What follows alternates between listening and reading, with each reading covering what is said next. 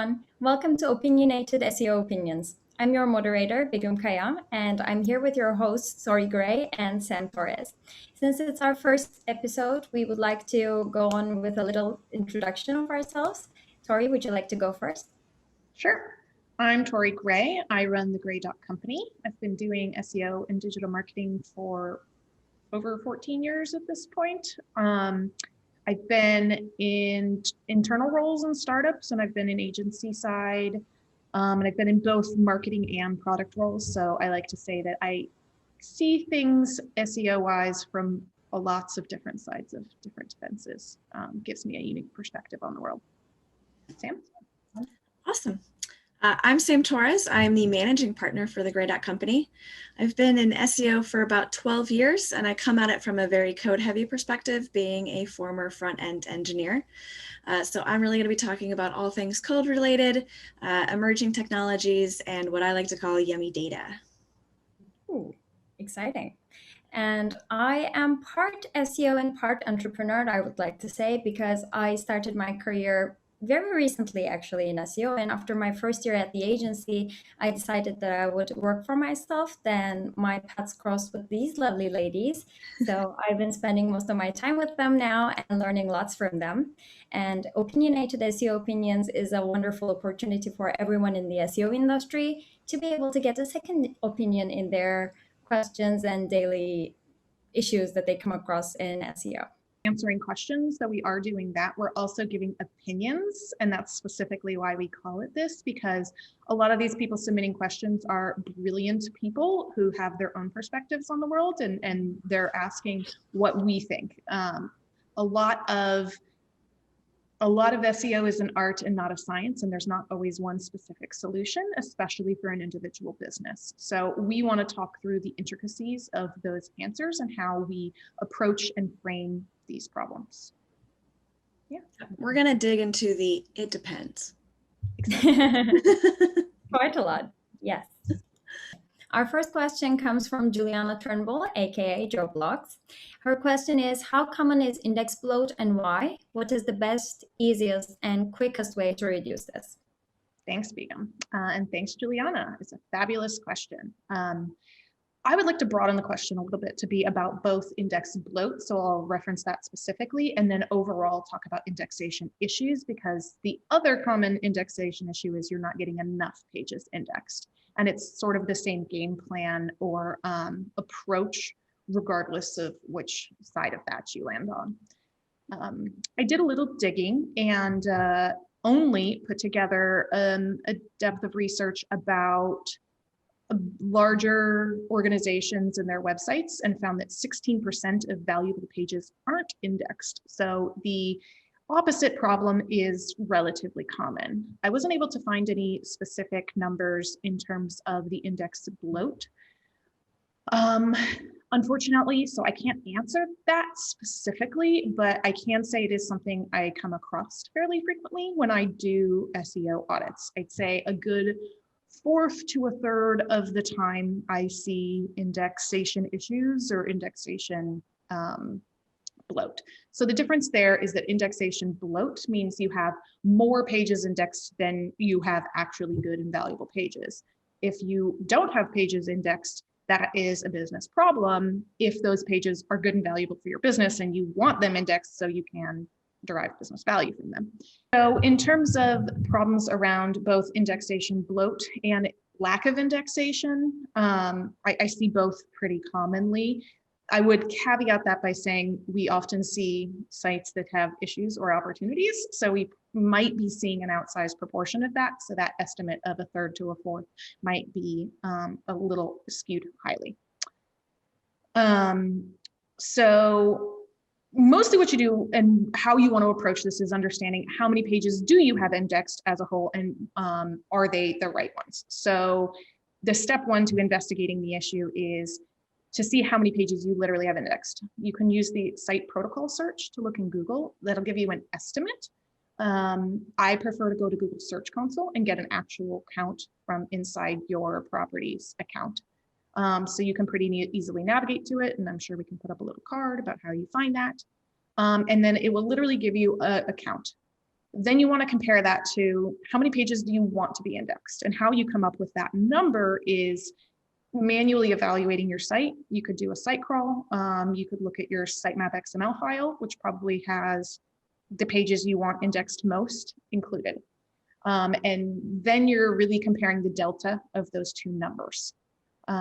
If you're talking 2 to 3 pages difference, 10 pages, 90 pages, it might not be that big of a deal. It's generally a bigger deal to be not indexed the pages that you want to be, because that means those might be valuable pages that aren't out there in the world, right?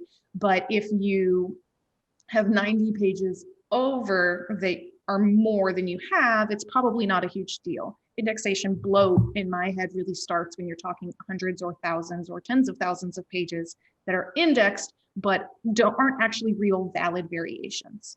And that is what indexation bloat is. And again, it is something that I see pretty frequently. The tools to resolve the indexation bloat are really around utilizing your robots.txt file, your meta robots file, and your canonical file to identify what are the patterns of what are the incorrect URLs that are indexed that should not be, find those patterns, and then work to use your tool set to get them de-indexed over time and monitor that until they're in line. With the goal of, again, having that number about even by an order of magnitude, so that Google isn't wasting time crawling and indexing pages that aren't valuable to your business, thereby making your site as a whole look thinner and lower quality. Does that make sense? Any other questions for you guys or things I could clarify there? That's a wonderful answer, Tori. Thank you. I wonder if you use log files to analyze further. Sometimes if you need it. So depending on your engineering team and if you have access to log files, which is always lovely, sometimes engineers really want to understand why the indexation bloat issue happened in the first place. How did Google find these URLs? And why would they be indexed over your primary versions? Log files can be useful in that analysis to understand exactly which URL variations that Google is crawling at which frequency relative to the correct variations. And you'll often see patterns there that say Google is now, today, crawling these new variations that are incorrect, or perhaps it's just historical, which is another thing that I see a lot. So it might not be actively crawled today, but maybe 2 years ago you introduced an accidental bug on your website and that's what created this issue. And even though you resolved that issue, those URL variations are just out there and Google hasn't done anything with them. Yeah. Sounds familiar. Are we ready to jump on to our second question? Please. Sure. Perfect. It comes from Roxana Stingu. And she's asking, we've all been going crazy about Schema in the past few years, but besides Schema that produces rich snippets, how can we get any evidence of all other Schema actually being used in search? Such a good question. And while I do have an opinion, there's definitely no hard evidence or data that we can point to, but I will say for Schema, and there are also tons of types within schema.org that aren't actually officially recognized within the Google Webmaster Guidelines regarding structured data, and we still implement them. And a lot of that comes to information that then ends up in the knowledge graph. So that's really helpful for making sure that that information or that data is always clean, it's the same. But I've also seen use cases where once we implemented a specific type, really just all of the crawling, our crawl budget, all of that seems to be a bit more effective and efficient. And I think a lot of that comes from the fact that Schema, there's a lot of options to it, but it is a closed language. It is a subset. It is very clearly defined. So search engines are able to better understand what you're talking about. So just for an example, for local businesses, there is a schema type, an entity type of like a house painter. So the fact that you're able to declare that this is a house painter, Google now really understands what you're saying because it's in such a finite language set that it's really clear what the meaning is. And so we're even seeing other use cases. A lot of the structured data that came out around the time of the pandemic, a lot of that was used by Google in order to educate users and basically inform on whether people are open, what are their practices. So we definitely see this data used to populate knowledge graphs and some of the other features that Google powers that maybe don't directly relate to our websites, but they're still pulling our information from it. I also love Schema, so I'm always going to say add all the Schema. So Schema crazy definitely describes me, but I would say those are really the use cases where I'm seeing them impact something outside of just features within the SERP. And we also know that Google can make general use of schema.org structured data to enable future snippets if they are deemed useful in the future. And I highly recommend taking a look at the Biperpedia paper that Google published around 2014 and 15. Sometimes we catch the tests being performed by Google to enable a few features and etc. These kind of things kind of like leave an open door for us to interpret the future use of schema. And also as a schema lover, I really intend to keep the signals to have some hope about the future and what's yet to come. And I think Schema also just does such a great job of connecting the different content and showing relationships. Big on what you actually taught me with the IDs, like it's just really powerful to show those relationships and how things really marry. I think that's always going to help Google and other search engines better understand what it is we're trying to talk about and who it is we're trying to answer their questions. So. Definitely. We're moving towards the entities and web semantics. So what is there to have more effect than schema, right? Absolutely. Yeah. Okay, now our third question comes from Catherine Dyer of landingtree.com. And she asks, what strategy would you implement to push a page higher up page 1 of Google? I feel like this is the question we always get. Also, what a great question. I'm sure there's lots of conversation to have about this one. Yeah, it's very much a classic, it depends answer. And it depends very specifically on your brand and your competition. So Sam, I'll let you answer your own approach, but how I would do this is to do an in-depth competitive analysis and understand where are you relative to the other brands that are ranking for the terms that you want to be able to show up for. How good of a job are you doing on Core Vitals, on EAT, on internal linking, on external linking? You know, take all your different typical buckets of SEO and do those audits and compare them side by side for where you are versus your competitors. Anywhere they're doing something and you're doing kind of zero, I would put at least a minimal effort towards not being a zero on that scale. And then I would really try and focus on anything else where you can, you know, look at the internal makeup of your team and what are you good at and what is your brand good at? What are your unique value propositions? So are there things that you can do that help you stand out, that are brand aligned, that mean you are willing to go the extra mile on item XYZ and do way better than everybody else? That those two things will make sure overall that the equation for SEO, whereas A times B times C times D equals your ranking, you know, relative to everybody else. That'll help you make sure nothing's a zero, because everything in that equation would then be terrible. 0 times anything is still 0. But then making sure again that you have something that you're really, really excellent at. And then keep tweaking that and keep monitoring until things improve. Yeah, I would say it's exactly that. It's doing all your regular kinds of audits that you would do in any kind of discovery. You're just super focused on maybe that one topic or one concept. And I would also take a look at, you know, really looking at your own website. What are the signals that you're presenting as far as how important or what's the priority related to that topic? Especially with e-commerce, we find that a lot of clients, you know, a product that they want to rank number 1 for, the generic term, it's like 5 levels deep and there's not many internal links to it. So really at that point, what are the signals that you're sending to Google? Well, those signals are saying that this page isn't very important to you. So really just looking at, you know, how are you presenting it as a priority? And then like Tori said, it's all relative to the rest of the landscape for you. And then I will always say, trying to find those opportunities where maybe you can capitalize on SERP features, just because then you take up more real estate, which of course, taking up more of the SERP is always a game changer. So, yep.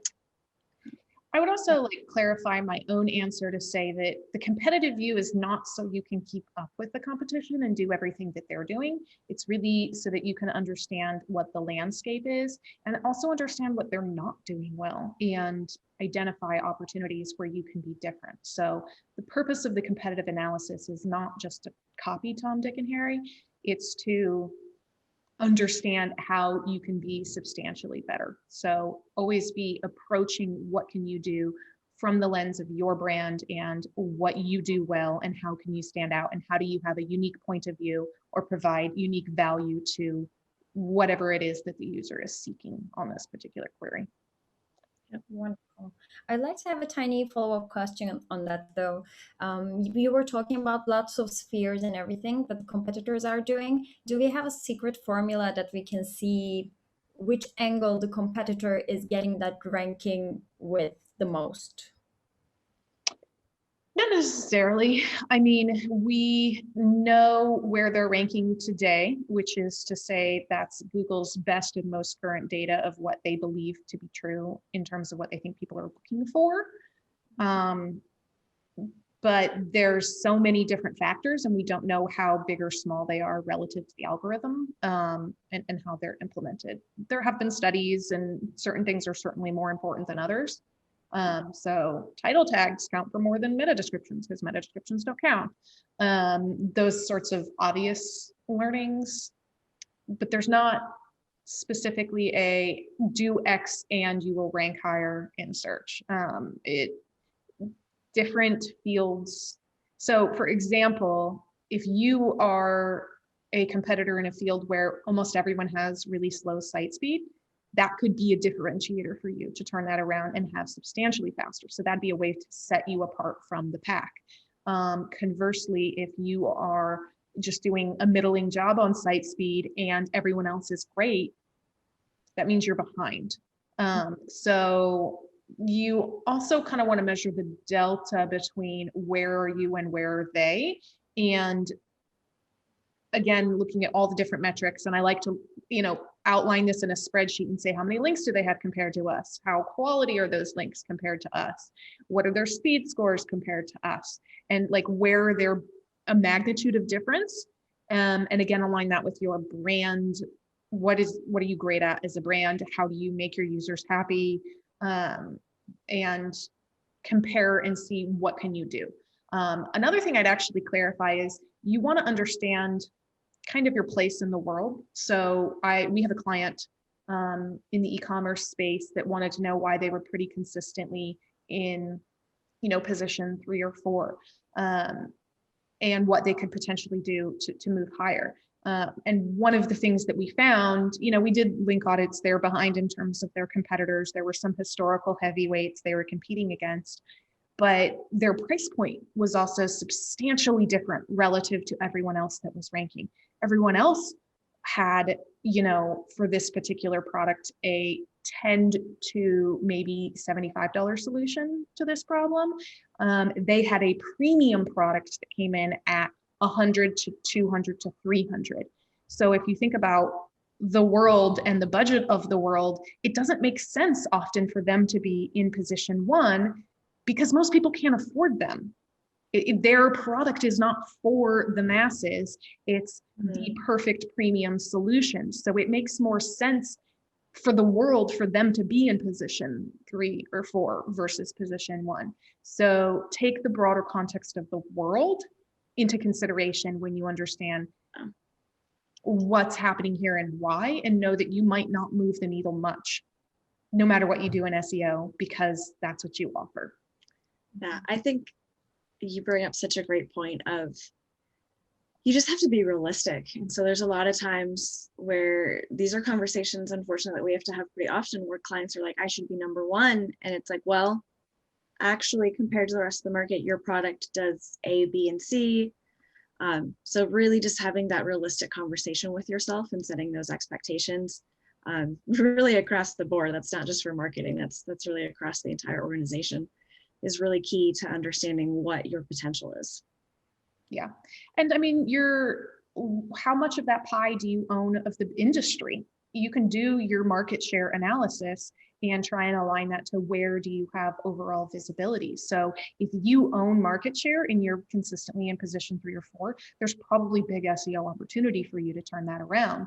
Conversely, if you're player 3 or 4 and you only own 10% of your market in the business world, maybe there's opportunity to move ahead in SEO because your competitors aren't doing much work. But if they are doing a lot of work, then it's going to be significantly harder for you to move the needle there.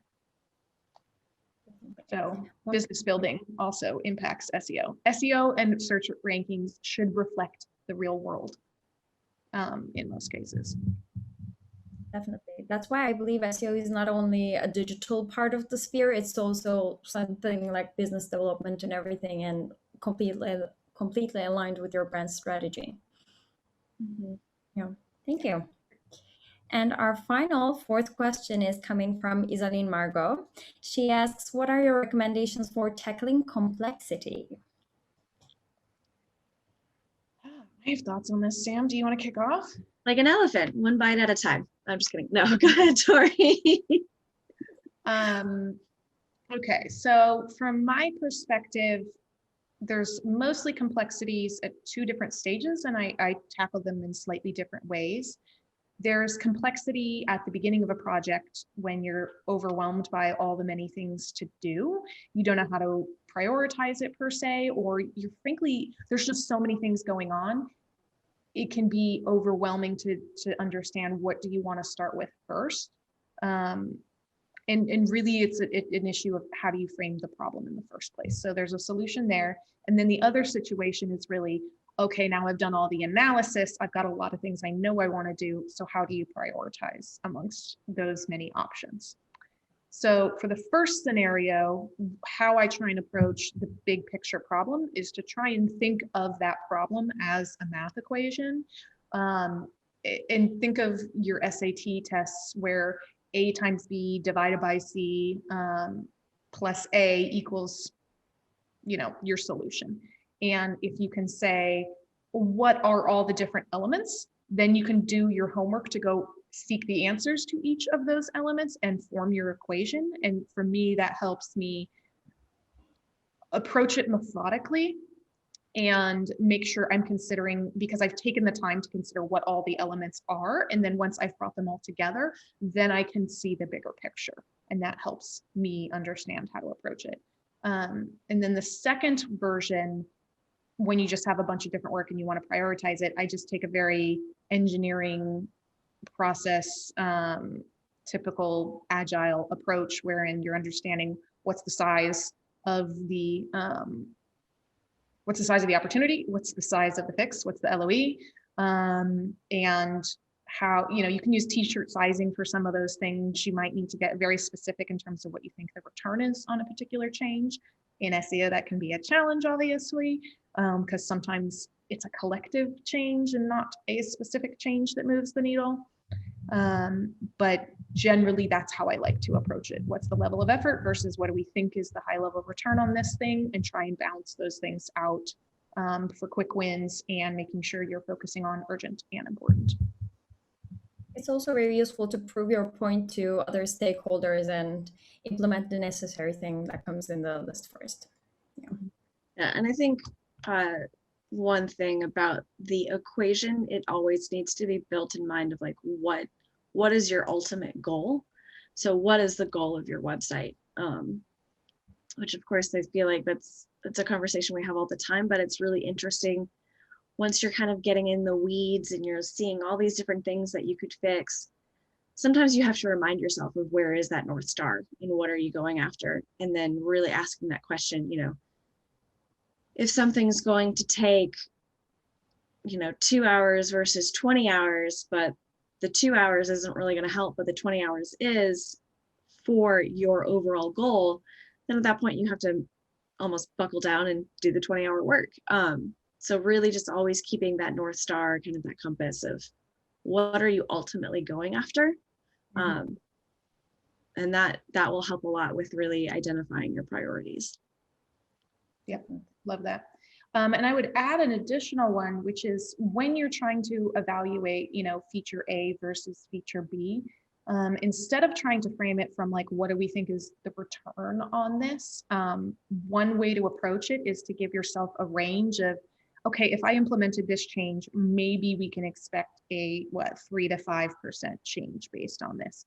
And then you spend your time doing math, trying to figure out, okay, well, given X many of people that land on this page, if I improve the click-through rate, for example, by this 3 to 5%, what's my return versus your other feature? So if you're less focused on the what will this SEO feature return, and try and just use general ranges and really focus on what problem in the customer funnel am I solving, and does that ultimately get more people through the funnel, that can help me approach a better answer, because sometimes opening up the top of the funnel really means that there's more people in those smaller steps, right? But how many people you have at what stages and where you want to tweak that lever will change from business to business, obviously. So that's often the math you want to do versus the trying to put a magical number on, will this change move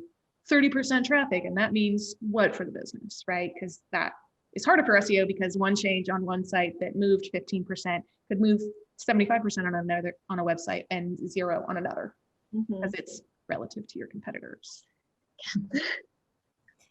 Always. Yes. I guess that wraps us this episode. Does it?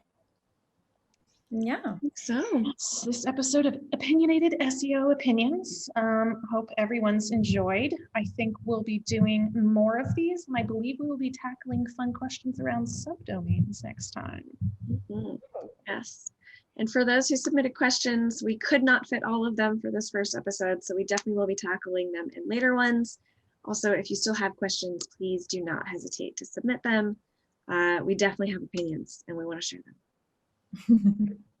So you can submit your questions if you have questions to thegray.company/ask SEO questions, and we'll make sure there's a link for you to find to be able to click on to submit those. So if you have additional opinions you want to share, or questions, or things you want perspective on, please do reach out. We're very excited to hear from you. Yay. Tune in next time, people.